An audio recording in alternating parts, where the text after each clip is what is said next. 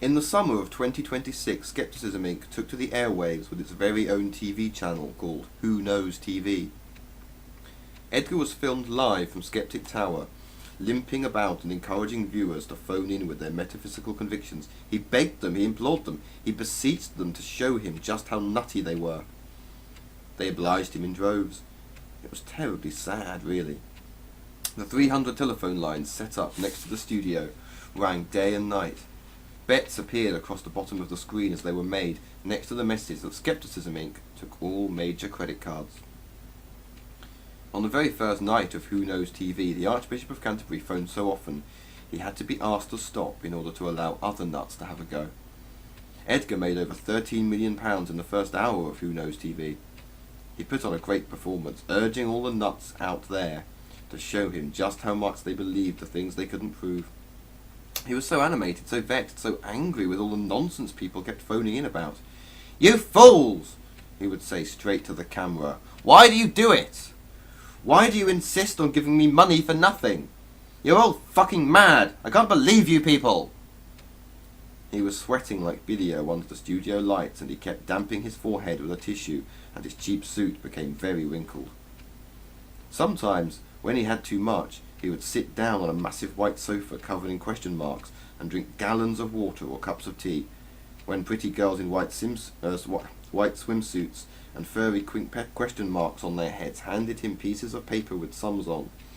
Edgar would inform his audience how much money he had taken off them so far. Sometimes he would stare off into space for minutes on end, and then put his head in his hands and mumble about how there were so many nutty religious folk in the world. It was a wonder anything ever got done. "What," he used to say, "has absolute reality ever done for you?" Other times he would try to explain his guessing hypothesis or his linguistic relativity hypothesis, but would get too worked up to get all the way through the arguments. Sometimes he would throw sofa cushions at the camera and repeat over and over again his little catchphrase, namely, "Put your money where your metaphysics are." It was wonderful TV. Edgar's first programme lasted 4 hours altogether. After the show, a giant question mark appeared and the never-ending line of bets went across the bottom of the screen. After the first night of Who Knows TV, Edgar went straight to his bedroom. He was so exhausted that he needed to lean on me most of the way. The floor of Edgar's bedroom was covered with dry leaves. He liked the noise they made when he moved through them. On the ceiling over his bed was an enlarged photograph of Sophia Alderson praying.